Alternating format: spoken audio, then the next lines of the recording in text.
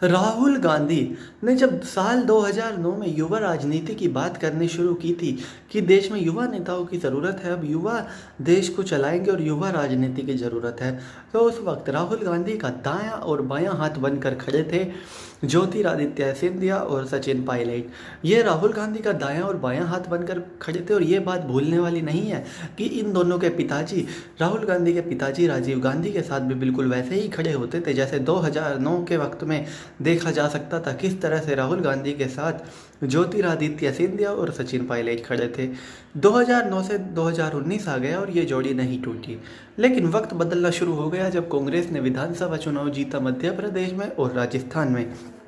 और वहाँ से ये बात साफ हो गई कि कहीं ना कहीं कांग्रेस की जो दिल्ली की लीडरशिप है, यानी कि केंद्रीय लीडरशिप है, उसके मन में खोट है।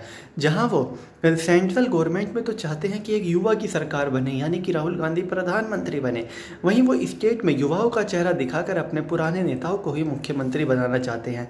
जिसका उदाहरण देखने को मिला मध्य प्रदेश में, जब सबको युवा, खास करके युवा लोगों को ऐसी उम्मीद थी कि ज्योतिरादित्य सिंधिया को मुख्यमंत्री बनाया जाएगा, लेकिन उनको नहीं बनाया गया और कमलनाथ को बनाया गया। और तो और ज्योतिरादित्य सिंधिया का घोर अपमान तो तब हुआ जब उन्हें राज्यसभा का टिकट मिलने की भी उम्मीद नहीं थी, जिसके बाद उन्होंने कांग्रेस की सरकार मध्य प्रदेश में गिरा दी और अपने साथी विधायकों के साथ बीजेपी में शामिल हो गए।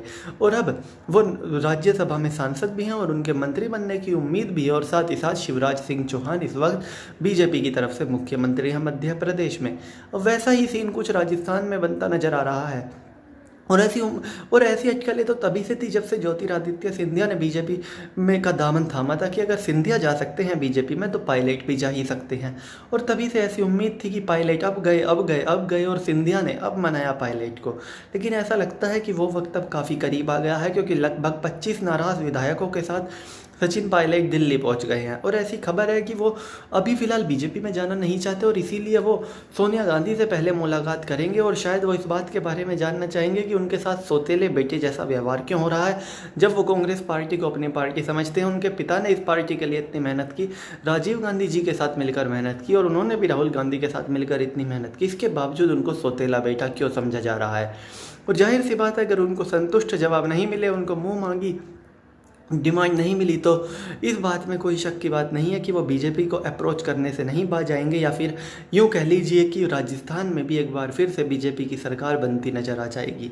हालांकि राजस्थान में इतना आसान नहीं होगा बीजेपी के लिए सरकार बनाना, क्योंकि बहुमत से खासा आगे है कांग्रेस। लेकिन 25 विधायक अगर सचिन पायलट के साथ है और वो सचिन पायलट के साथ बीजेपी में जाने को तैयार है, तो फिर तो कुछ भी असंभव नहीं है।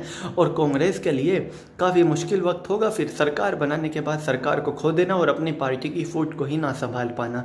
तो चलिए दोस्तों, मैं राहुल चौधरी फिलहाल इस वीडियो के लिए इतना ही। आगे भी इसी तरह की देश दुनिया बॉलीवुड और खेल की तमाम खबरों के लिए बने रहिए मेरे साथ। जय माता दी।